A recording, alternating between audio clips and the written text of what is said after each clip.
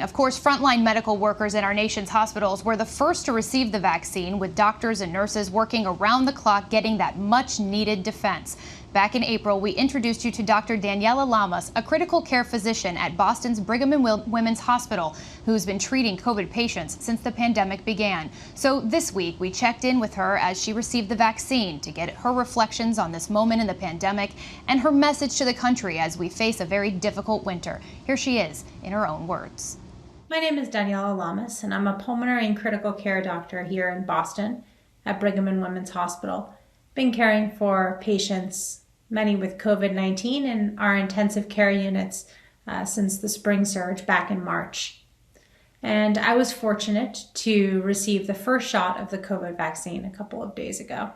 It didn't hurt at all, and I felt no negative consequence from it. In truth, all I felt was soreness on my left upper arm, which is very similar to what I would feel after a flu shot, sort of like I'd been lifting weights. And to be honest, I kind of like that soreness. I like the fact that I can still touch it and remember, oh, here it is. I got the vaccine. You know, walking through the hospital right now, it's been pretty weighty and sad for the past months. The summer was this weird time of limbo, and now in the fall, we've seen the COVID numbers grow. But with the vaccine in the past couple of days, there has been an adrenaline, an energy, a worry about signing up, and then really a hope. And a hope that things will be different, that this is sort of the miracle of science that is being brought to us and that will, in time, be brought to the rest of the country. Welcome to history. So we get our vaccines and we feel that hope and that adrenaline, but we also feel worried because we know what's going on right upstairs. And that is the strange limbo that we're in right now and that we're trying to balance. It's balanced with the fact that we're in the midst of a winter surge here, that throughout the country, hospitals are overcrowded.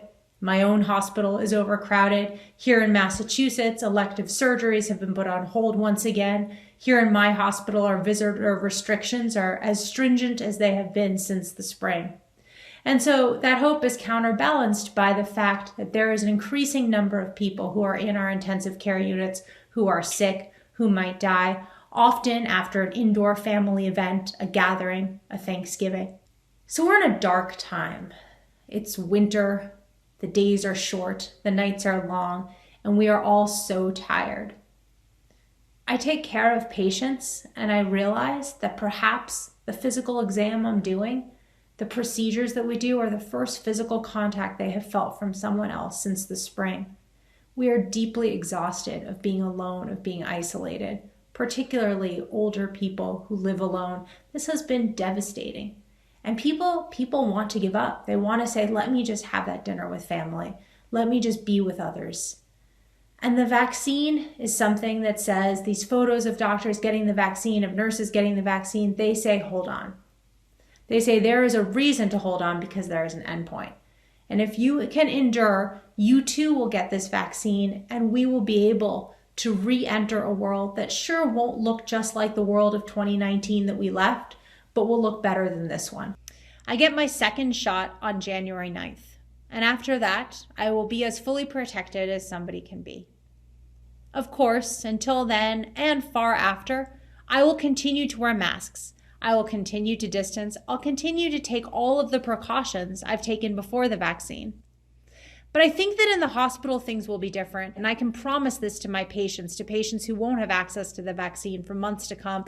I'm going to be more the doctor that I wanted to be, the doctor that I was before this pandemic.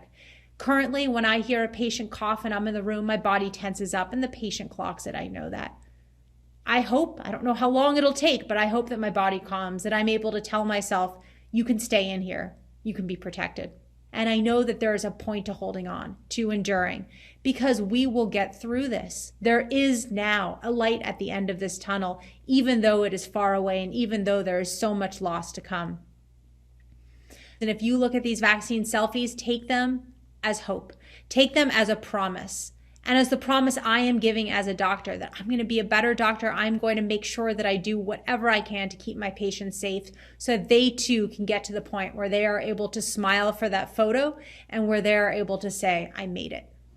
Our thanks to Dr. Lamas for what she's doing and for sharing her story with us.